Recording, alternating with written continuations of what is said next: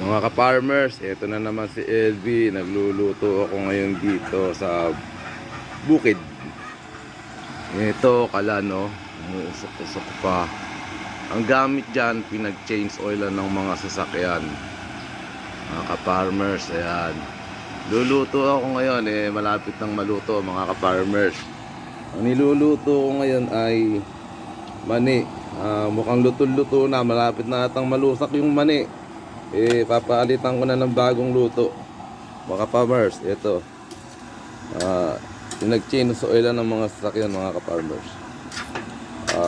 Pag masdan mo, nalusak na yata yung mani. Yan. Hindi mo ba?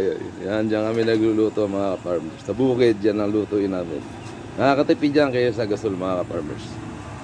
Yan, nag-aapoy pa mga farmers. Papalit ako ng ka-farmers, magluto. Okay, kita-kits mga farmers. Ito na naman si LV. Muli nyo ulit makita.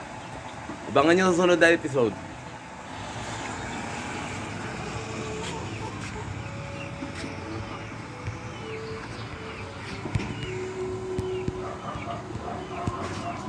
Ay.